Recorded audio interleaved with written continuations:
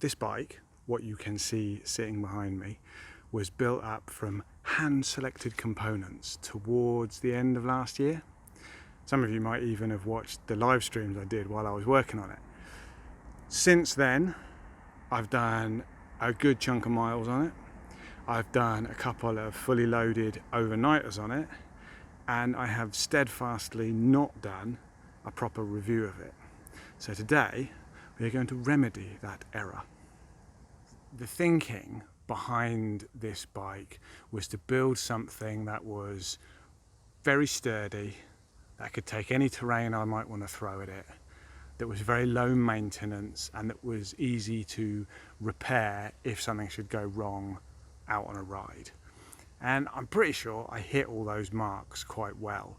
Now, I'm not a kind of expert bike geek or anything. I don't know about all the different components that are out there or the finer details of frame geometries and that kind of stuff. This is just my opinion. And a wiser man than me once said, opinions are like bottoms. Everyone's got one and they all stink, especially on the internet. So keeping that in mind, this is my stinky opinion of my new bike. The frame that I went for in the end was the Surly Ogre. Now, I got mine in end of 2019, so I think they might have done some updates to it since then, which is horribly embarrassing. I feel positively filthy knowing that I'm not riding the absolute latest model. But one soldier's on, it'll be fine. I went for the Ogre because I wanted something super sturdy, something that would accommodate bigger wheels, plus size tyres, something with horizontal dropouts, and something that had lots and lots of options for hanging bags and bottle cages and what have you on it, because I do like to travel heavy. Now, I really like the fact that I can have my litre clean canteen slung underneath, and I've got water bottle cages on both forks and still got room for fork bags on both forks as well. I'm running a full-size frame bag in my main triangle, but if you were to run a half-size or no frame bag at all, there are additional cage bosses in here as well. So you've got plenty of options for bags and storage and what have you. For my wheel set, I went with 27.5s. I'm running WTB Com Light 45mm rims with Maxxis Chronicle 3-inch tyres. I was informed by the internet that the Chronicles were the absolute dogs, and yeah, they're cool, they're good, like they deal with most stuff, but what I've noticed is that once it starts to get a little slick, once you get into mud or onto wet grass or slick rock, they just lose traction massively. They'll be spinning under power, they'll be slipping side to side. It's not a big enough problem that I'm going to swap them out before the end of their lives, but when they have done their duty and I go to replace them, I think I'll be looking for something else, put it that way. Something that I thought would be a nightmare that actually turned out not to be was running tubeless. I've never run tubeless before. I have no experience of running tubeless through anyone else. It was a little bit of a nightmare to set up. I wasted a lot of rim tape the first time I did that, but that was more down to me not knowing what I was doing, and actually it's not that difficult. I was just being a numpty. And I rode successfully for a good few months, and then one day I was riding across a bit of really nasty old wasteland, and I heard this pop and I heard a hiss, and I looked round and saw this fountain of sealant coming up from the back tyre. Pulled to a stop, jumped off. By the time I got round to look, the tyre was completely flat down to the rims, and I found a probably 2.5mm slash in the tyre. No sign of what had done the damage, and I panicked for a moment. Then I got my toolkit out, whacked a plug in the hole, pumped it back up, bish bash bosh, job's a good one. Held pressure and I carried on my ride. Over the next couple of rides I started to notice this weird noise coming from the tyre, like there was something moving around inside it. And after a while I got to the point, I thought, there's something in there. And I figured whatever had punctured that hole must have gone right into the tyre and still be in there. So after a while I thought, right, got to be done, probably need to top up the sealant anyway. So I whipped the tyre off, and inside, nestled in a little bath of sealant, I found this shank.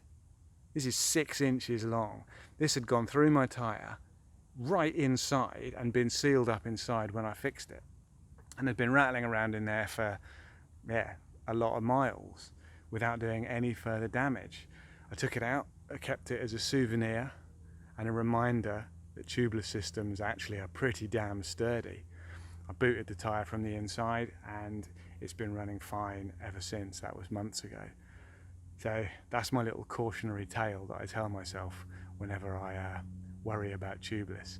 It really does work. It really is easy. I like it. Hub-wise, I've got two quite interesting little offerings. Down the front, I've got my Sun 28 Dynamo hub. This is 10 years old now, maybe a little bit more, and just does its thing, no worries. I've done a video in the past about how I keep my various batteries and gadgets charged up while I'm away on longer rides. I'll link to that.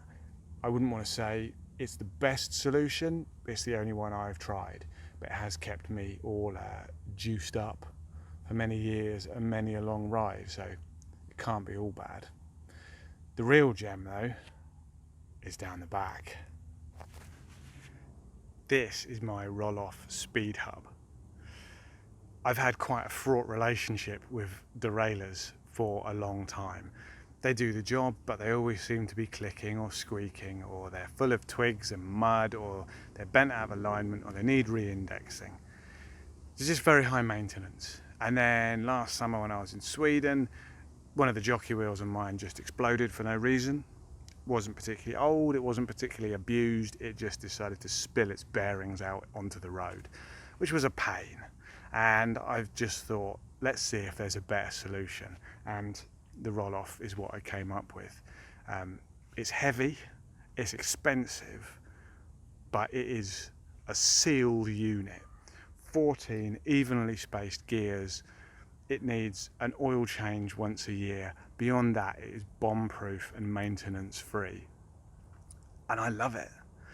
I love the fact that you can change gear while stationary, so there's no more kind of getting stuck at the traffic lights in the wrong gear, or being caught out by an unexpectedly steep piece of bank and needing to drop down.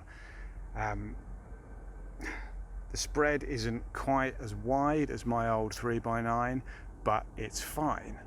I'm running 38 teeth on the chainring, 16 on the sprocket, and there are probably some really gnarly climbs out there that if I was attempting them fully loaded, I might wish to go a little bit lower, but so far I haven't met them.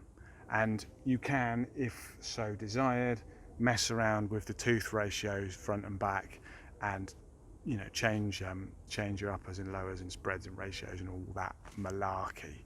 I haven't really got into it because it's fine. I love my Rohloff. I wouldn't go back. Continuing on the quest for simplicity and ease of maintenance, I went for mechanical brakes. I've had issues in the past with hydraulic brakes, mostly through user error rather than mechanical failure, but whatever the reasons, if you need a bleed kit, you need a bleed kit. And if you don't have a bleed kit and you're in the middle of nowhere, it can be a problem. So I fitted the TRP Spike mechanical disc brakes.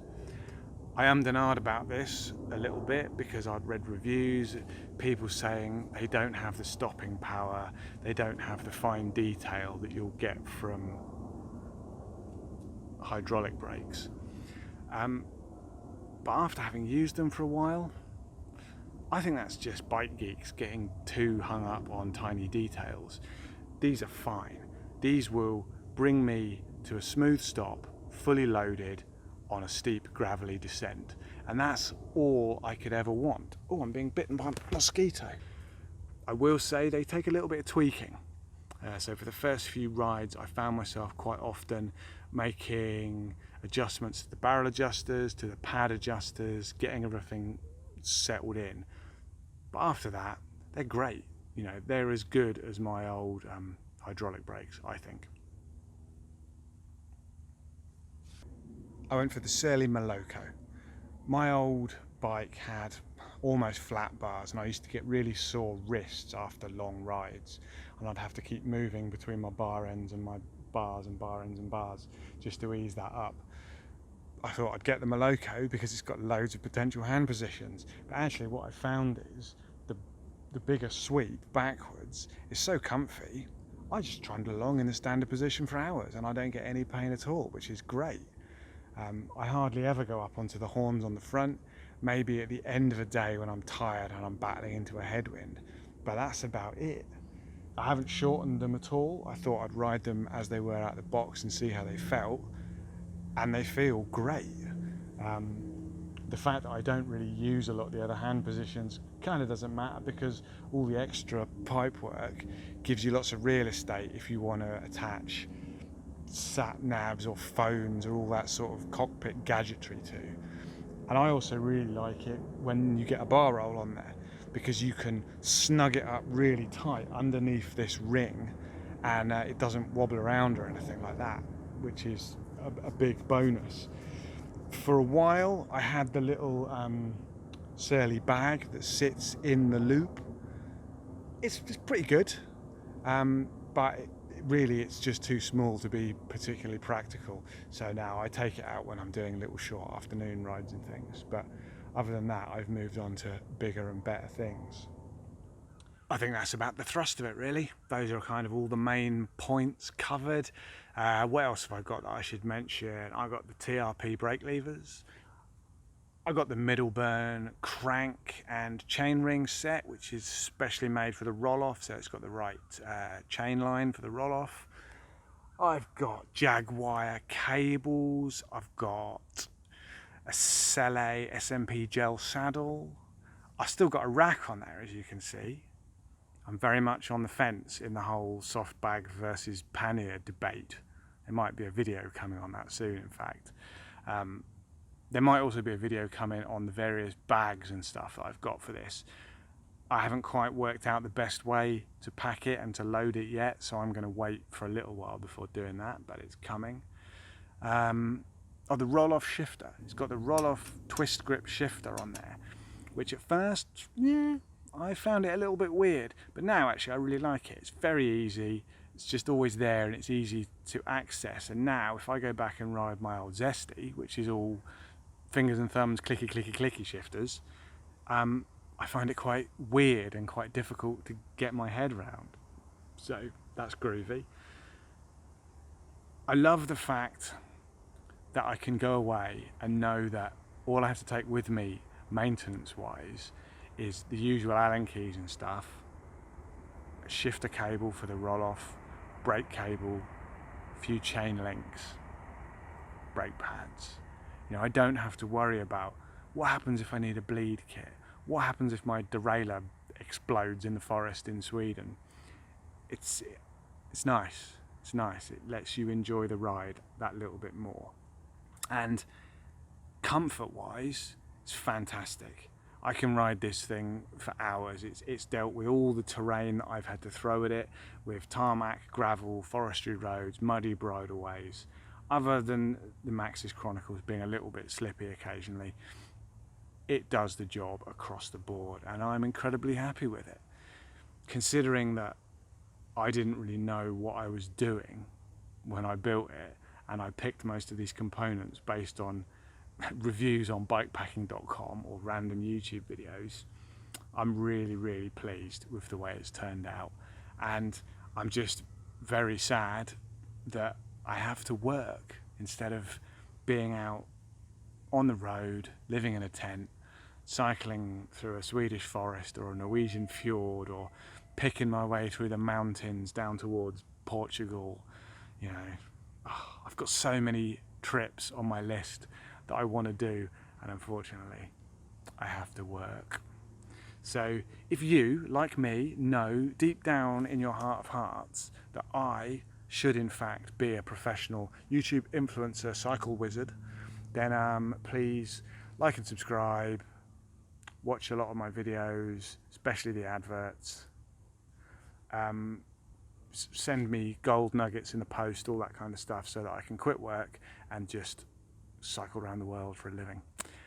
I'm joking, of course. You don't have to send me gold nuggets. But if you want to watch my videos and subscribe, please do. There will be more coming soon, more reviews, more rides, more philosophy of the saddle, all that kind of guff. But for now, I hope that that has, to some extent, satisfied those of you who wanted to have a look around my new bike.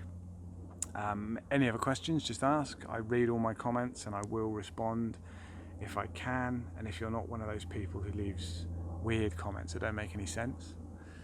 Yeah, I'm just talking now, so I'm gonna stop and finish the rest of my ride on this beautiful, beautiful day in the Thames Valley.